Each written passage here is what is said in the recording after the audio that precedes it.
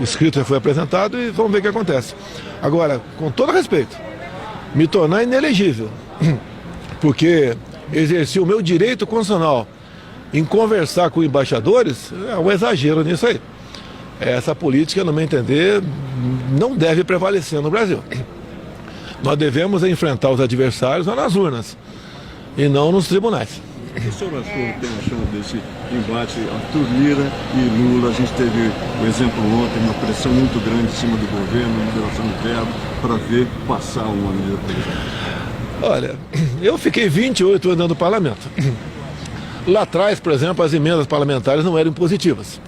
Então o que acontecia lá atrás, antes do Temer, se juntava propostas que interessavam para o governo, propostas salgadas, né? E o governo apresentava aquele pacote de propostas e as lideranças conversavam com seus respectivos liderados e as emendas eram liberadas de acordo com a sua votação. Então só tinha emenda liberada quem votava com o governo.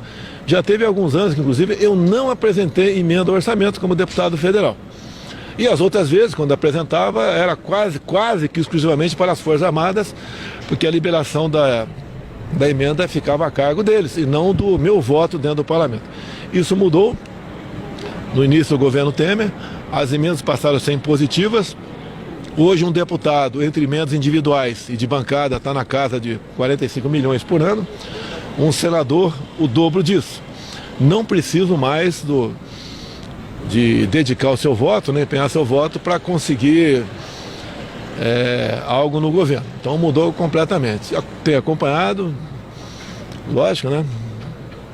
Sou um ex no momento, tenho acompanhado o que está havendo. Você acha que era previsível esse embate? Não. Olha, é uma luta de poder no Brasil. Não é o poder executivo de um lado, o legislativo do outro, tem também o judiciário, que exerce o papel também. Agora, eu não quero tecer comentário quem está certo ou quem está errado. Eu sempre visei os interesses do Brasil. Tanto é que tudo que eu falei lá atrás se confirma hoje em dia. Até a qualidade dos meus ministros comparado com os atuais ministros. Aumentou em número, né? Mais 14, mas a qualidade diminuiu e muito. Conseguimos dessa maneira, em 4 anos, mesmo com a pandemia, uma guerra lá fora e uma crise hídrica em 21, terminar 22 com números muito bons perante o mundo, perante o G20, na economia. Então esse é o grande legado nosso, além de muita coisa que fizemos para a população. Na crise, o auxílio emergencial, o Bolsa Família, né, o Auxílio Brasil, triplicamos o valor dentro de uma responsabilidade fiscal, criamos o PIX, que tirou da informalidade muita gente. O Brasil passou a ser o segundo país mais digital do mundo, uma coisa fantástica. Com o Tarcísio recuperou-se aqui, fez ressurgir o modal ferroviário. Temos acertado, está no papel, as eólicas offshore na costa nordeste para produzirmos energia elétrica equivalente a 50 vezes o que produz Itaipu. Coisas mais simples, mas muito importantes.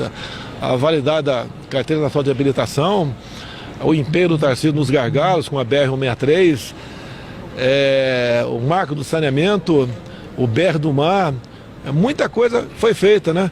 A Lei da Liberdade Econômica em 2019, que as pessoas humildes muitas vezes queriam vender cachorro-quente na sua cidade, abriu uma pequena pizzaria, uma senhora com um salão de beleza, por exemplo, e ficava meses e anos aguardando o alvará da prefeitura. Com isso, em 30 dias, se a prefeitura não liberar, liberado está.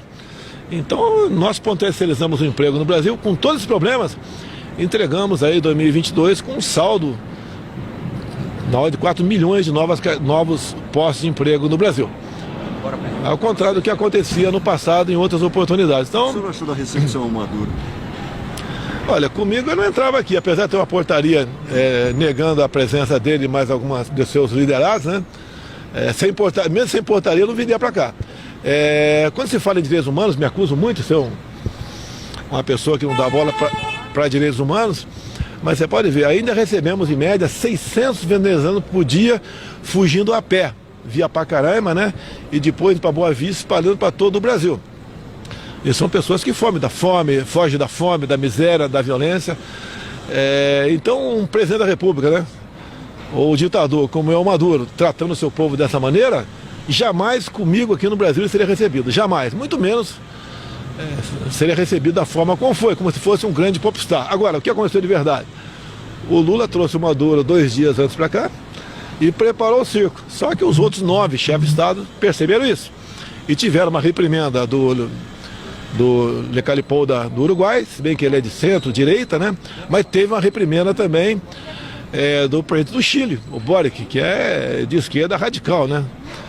E, obviamente, o Lula foi mal quando foi para os Estados Unidos, foi mal quando esteve na China, péssimo quando esteve no G20, agora no Japão, e dentro da sua própria casa foi muito mal na condução de uma conversa, um diálogo para esse chefe de Estado aqui. Ele só não recebeu uma reprimenda do Marito do Paraguai, entendo eu, né? Não falo pelo Marito, porque o Marito acabou o mandato dele e ele vai passar o comando do seu país nas próximas semanas. O senhor falou agora há pouco que o senhor atualmente pretende voltar? Olha, rapaz, o que acontece? O que é política? Está no sangue da gente, você entra, você está no sangue da gente. Não é fácil você ser presidente da República, governador, prefeito, chefe de executivo. Eu não gostaria que minhas portas não fossem fechadas para o futuro na política. Eu estou aposentado atualmente pela Câmara dos Deputados, tenho um salário no Partido Liberal também, mas gostaria, se pudesse colaborar no futuro com o mandato de senador ou com o futuro candidato a presidente da República, gostaria. Agora, eu gostaria também que as portas não fossem fechadas para mim, porque eu vejo que as portas se fecham para opositores, por exemplo, na Nicarágua. Na Nicarágua, meia dúzia de opositores ao atual presidente lá estão presos. Então ele concorre sem candidato. Na Venezuela, por exemplo, do Maduro, ou está preso ou está morto. Então não tem oposição. E espero que o Brasil não siga nessa linha. Deixe o povo decidir o futuro de cada um de nós. Eu, como ex-presidente, eu entendo que eu posso colaborar com o meu país ainda, como na política. Agora, se me tornar inelegível, logicamente me afasto do jogo democrático. Agora, qual a acusação contra mim de corrupção? Eu peguei as estatais sem lucro, entreguei com lucro de 200 bilhões por ano. Você pega o Porto de Santos, que era sempre moeda de troca na política, era deficitário em 500 milhões por ano e entreguei com um saldo de 500 milhões por ano. As estatais, só para corrigir, 200 bilhões, não milhões. Você pega Itaipu Binacional, era conhecida como uma empresa geradora de energia. No meu governo, fizemos a segunda ponte com o Paraguai. Uma ponte com 500 metros de vão. Alongamos em 600 metros a pista de Foz do Iguaçu. Você já pode estar em condições de receber aviões de qualquer tamanho. Isso é divisa para nós. O pessoal se hospeda na rede hoteleira de lá. Fizemos o asfaltamento da Transboiadeira com recurso Itaipu Binacional. Atendemos quase 60 municípios com pequenas obras com Itaipu Binacional. E reduzimos drasticamente, quase 40%, a tarifa do ano passado. E posso falar os Correios, entregamos os Correios com 5 bilhões em caixa.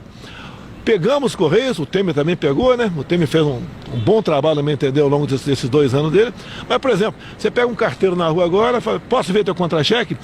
O mais humilde tem um desconto de R$500 por mês extra para o seu fundo de pensão, que acaba em 2030, para tapar a roubalheira que a esquerda fez no passado nesse fundo de pensões. A mesma coisa na Petrobras.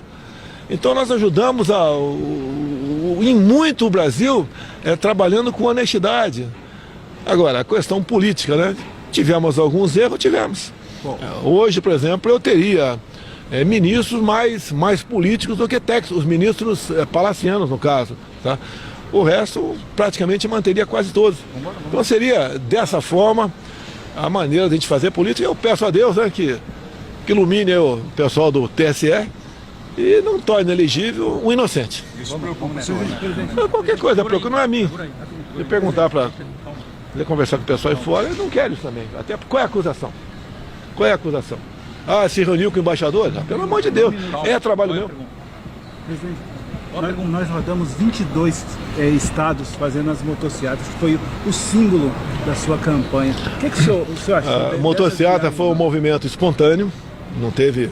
Era espontâneo, quando ia para algum lugar, geralmente o pessoal se reunia, ia no aeroporto e fazia um percurso até o local que eu ia fazer o meu evento. E algumas motocicletas foram exclusivas com São Paulo. Quem viu aqui é uma coisa fantástica, tá?